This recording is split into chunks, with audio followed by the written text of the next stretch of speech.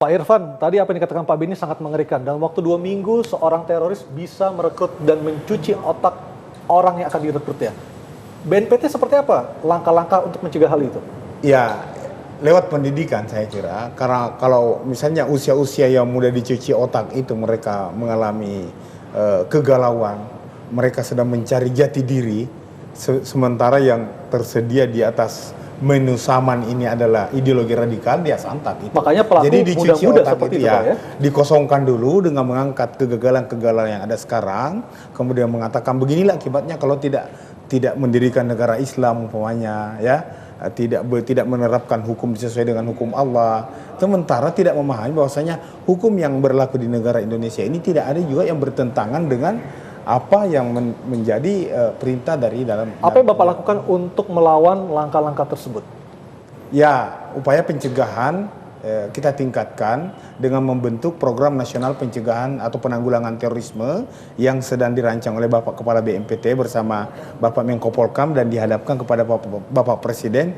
Jadi pendekatan yang semesta dari hulu ke hilir. Itu harus satu lewat bagian media-media tanpa terputus. pendidikan tinggi, menengah, dasar, kemudian lingkungan masyarakat, mengaktifkan kembali Babinsa, Babinkan Timnas, RT RW seperti RT-nya Pak Ali tadi itu. Oke, Mas Haris, kalau kita melihat pelaku yang masih muda seperti Afif misalnya, adakah Anda melihat pengalaman masa lalu yang saat ini dipakai sebagai alasan untuk menyerang aparat misalnya?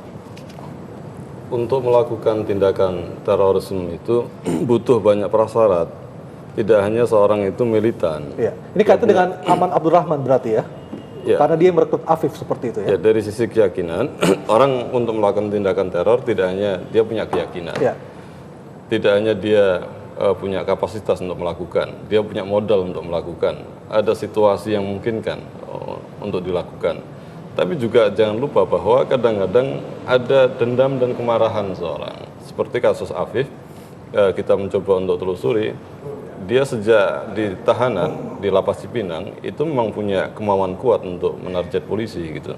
Dan ini menjadi salah satu pemantik yang dilegitimasi oleh keyakinan tadi untuk berani untuk melakukan. Kalau kita lihat bagaimana seorang Afif itu kelihatan dengan tenang, dia melakukan, dan risikonya adalah kematian. Tidak panik. Jadi Tidak panik, kesannya tidak panik gitu.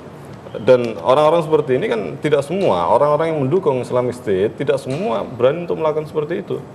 Jadi jumlah orang yang mendukung Islamic State kan tidak 10 orang, jadi seratusan orang lebih. Baik. Tapi tidak semua juga berani untuk melakukan seperti Afif. Baik, kalau tadi Pak Beni mengatakan hanya butuh waktu sekitar 15 hari atau 2 minggu lebih sehari untuk mengubah seseorang ikut menjadi paham radikalisme. Kalau untuk kelasnya Imam Abdurrahman, Aman Abdurrahman berapa lama dibutuhkan ya? Pak Haris? Kalau dia, yang saya tahu Aman Abdurrahman ini cukup pintar. Jadi dia mentalaahnya atau murojaahnya cukup kuat. Dan kalau orang tidak punya filter yang cukup, ketemu dia mudah kemudian mudah terkooptasi. Artinya sebenarnya BNPT dan juga apartemen kita, khususnya Kemenkumham, itu berpacu dengan waktu agar tidak kalah cepat dengan pemahaman yang diajarkan oleh Aman Abdurrahman seperti itu. Makanya sering saya katakan BNPT perlu untuk menghadirkan argumentasi yang lebih kokoh, narasi tandingan, supaya kemudian bisa mencairkan teologi yang beku ini. Sasarannya adalah orang-orang yang ada dalam penjara, khususnya adalah mereka yang terkait dengan terorisme. Jadi dengan cara dia disengagement, dipisahkan, kemudian diberikan tawaran gagasan-gagasan yang bisa mencairkan pemikiran yang beku itu. Jadi kalau tidak seperti itu, seperti yang dibilang tadi, memang penjara adalah menjadi habitat paling subur untuk mengindoktrinasi teologi yang sangat beku ini, yang akan berpengaruh pada sikap dia. Ketika dia keluar, ini cukup potensial untuk melakukan hal-hal yang seperti kita lihat pada hari ini. Baik, Pak Irfan, dari 200 lebih narapidana kasus terorisme, berapa banyak orang-orang yang punya kemampuan untuk menularkan paham radikalisme seperti halnya Aman Abdurrahman? Sebenarnya tidak banyak, ya kurang lebih 20-an dalam tahap identifikasi kami yang tersebar di banyak lapas, tetapi kemudian kalau misalnya dia berada, misalnya PP Fernando, pada saat dia berada di Batu, dia berada pada tahapan kedua, level kedua militan. Pada saat dia dipindah ke Besi, dia memproklamirkan dirinya sebagai hardcore, kelompok inti. Jadi betul yang disampaikan Pak Ustadz Haris itu, ini program seperti itu kita masukkan dalam kontra narasi. Jadi kita menghadirkan argumen yang lebih kuat untuk meyakinkan orang-orang yang direkrut baik di luar maupun di dalam lapas untuk menentukan pilihan. Bukankah selama ini BNPT juga sudah menggandeng ulama? Ya, kan tidak cukup hanya 1 tahun aja kita lakukan. Merubah mindset itu tidak semudah membalik jari tangan atau merehabilitasi sebuah bangunan besar. Oke. Jadi dia bisa hari ini. Soal intensitas pertemuan juga. Misalkan BNPT Betul. menghadirkan orang untuk dialog 1 hari. Dalam 1 bulan mungkin cuma 2 kali atau 4 kali. Sementara tiap hari siapa yang berinteraksi dengan kesedot karena lebih sumber-sumber intensif. utama Iya. gitu. Karena di dalam lapas itu akan berpengaruh. yang sangat kencan radikalisasi Iya, itu. artinya kalah cepat dengan terorisme karena teroris seperti Pak Beni mengatakan tadi butuh waktu 15 hari untuk mencuci otak seseorang. Ya, jadi saya ingin membandingkan, Pak. Saya pernah ke penjara Kemunting di Malaysia sana. Saya melihat bagaimana proses deradikalisasi mereka. Jadi para tahanan teroris ini ada jadwal rutin. Hari ini diskusi dengan ini, terus berkesinambungan. Dan tidak boleh putus Pak Beni ya? Tidak boleh putus.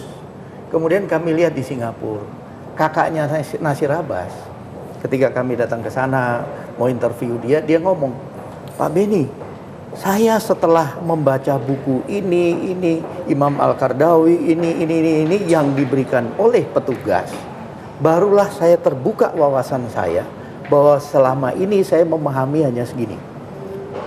Dan saya sekarang bisa berargumentasi. Artinya apa? Ketika ada di dalam, itulah kesempatan sesungguhnya kita untuk lebih banyak lagi memberi. Karena dia terbatas untuk mendapat. Bagaimana sebenarnya penanganan narapidana terorisme untuk di Indonesia Pak Beni? Kalau saran saya begini, proses deradikalisasi untuk tahanan teroris dimulai ketika penyidik menerima. Ya. Seperti saya, menerima.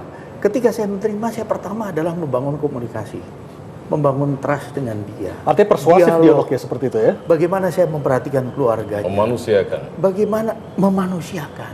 Disitulah akhirnya hubungan kita baik. Apakah yang selama ini sudah ada unsur kemanusiaannya prosesnya? Sejak kami menangani berturut itu dilakukan oleh para junior.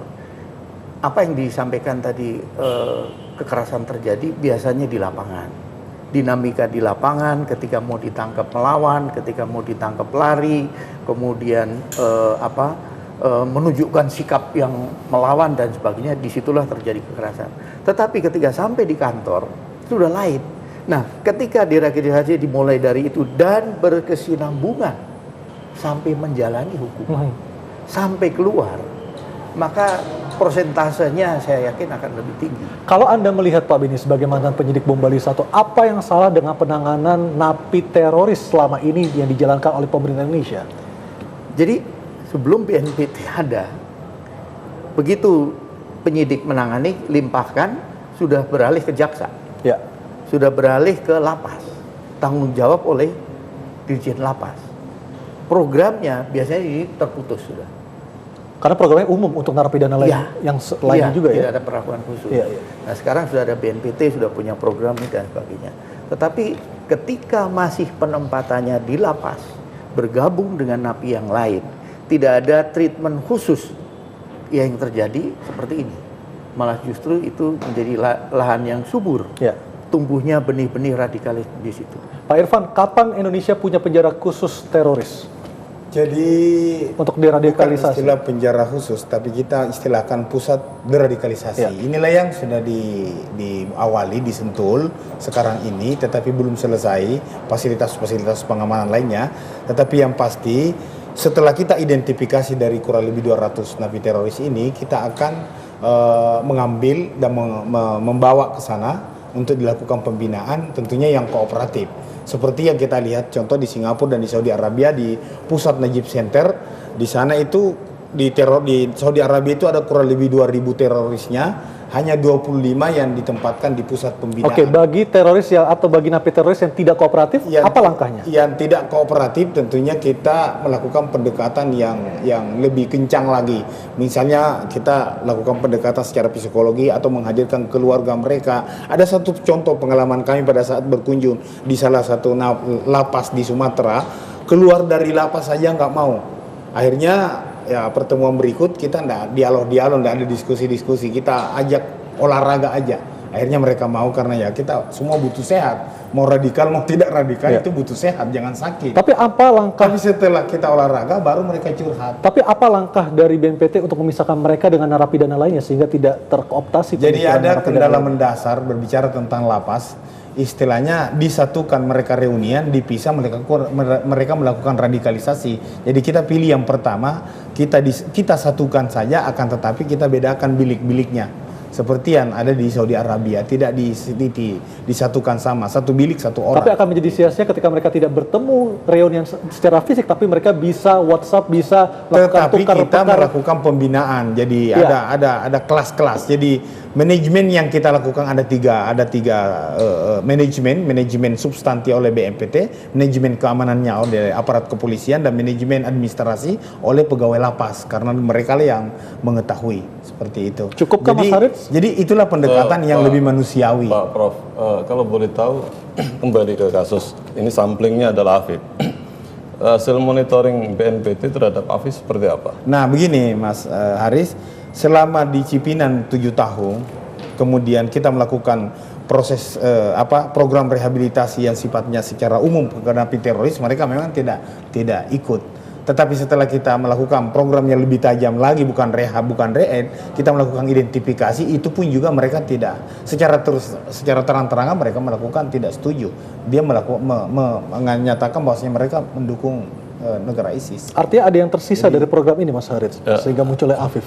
Artinya profil Afif ini adalah orang yang sudah diketahui oleh BNPT atau mungkin aparat polisian tentang track record dia, orang yang mendukung ISIS, orang yang menolak proses deradikalisasi, dan tentu ketika dia keluar perlu monitoring yang cukup intens. Jadi karena memungkinkan berpotensi untuk melakukan hal-hal yang di luar dugaan seperti hari ini. Jadi makanya kembali ke persoalan yang awal tadi, kalau orang ini termonitoring dengan baik, jadi diawasi dengan baik, maka akan kehendus sejak awal tentang rencana-rencana seperti ini. Jadi artinya karena monitoringnya tidak baik, akhirnya Afif beraksi seperti itu. Wajar masyarakat bilang ini dianggap kecolongan. Jadi dianggap kecolongan karena sebelum tahun baru sudah banyak yang ditangkap. Karena ada indikasi rencana-rencana peledakan. Tapi kenapa kemudian justru orang yang jelas-jelas dia memang betul militan tidak diawasi dengan baik? Saya nggak tahu diawasi dengan baik apa tidak. Makanya di sini logika masyarakat berkembang, ini bisa dianggap kecolongan gitu loh. Jadi sekalipun pada proses ketika aksi itu kemudian penindakan aparat cepat selesai masalah itu. Jadi menambahkan sedikit saja, ya sedikit saja, ada 91 napi teroris yang keluar pada tahun 2015. Si Afif dan kawan-kawan yang berada di 47 lapas itu ada yang sempat mengikuti program selanjutnya, ada yang keburu keluar, tidak Afif sempat. Termasuk Tetapi orang kita melakukan pembinaan di luar, itu belum teridentifikasi di mana dia berada, keburu melanjutkan. Karena bukan hanya dia, ada 90 napi teroris lainnya yang sudah keluar dan sudah sangat kooperatif seperti Tony Togar, ya. Abu Tolut, ya, Abu Dujana dan lain sebagainya. Oke, baik, terima kasih Pak Irfan, Pak Benny Mamoto, dan juga Mas Haris atas waktunya berbincang bersama kami di Talk to iNews. Dan pemirsa, demikianlah dialog kami di Talk to iNews malam ini. Kita akan berjumpa kembali besok dengan topik dan juga tamu yang berbeda. Saya Aryo Ardi undur diri, terima kasih dan selamat malam.